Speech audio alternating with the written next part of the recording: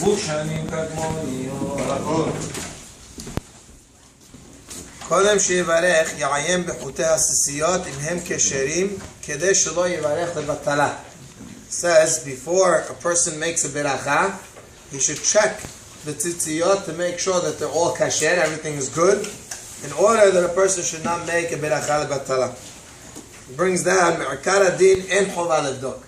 Me'ikar adin, a person is not obligated to check his tzitzit, even though we're saying halakha that a person should check. However, me'ikar adin, a person does not have to. Why?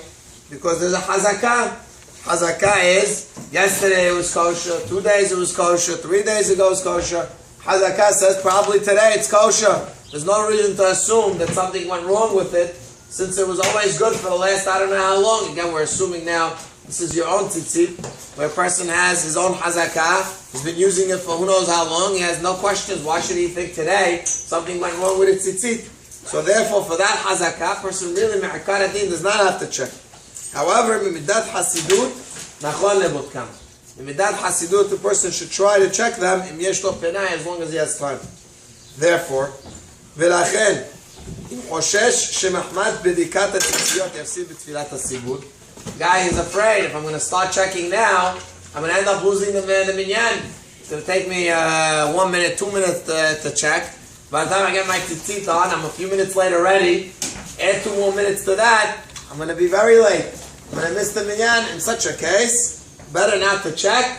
Put on your tzitzit the way it is, and you'll pray without it, and you'll rely on the hazakah that the tzitzit is probably good. Now, what do you have to check?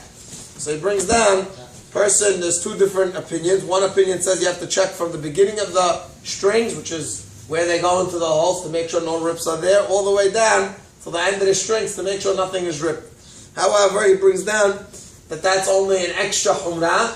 You only have to technically check from the bottom parts of the strings to check over there. That's the part that a person is you have to check. So a person should check the actual strings themselves to make sure that nothing is ripped, that nothing got ruined. Now, if a person checked the night before he put it away, he checked the tzitzit. He says in such a case, you have no reason to check the following day.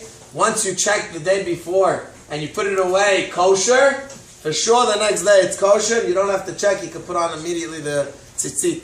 He brings down the gabe Shabbat.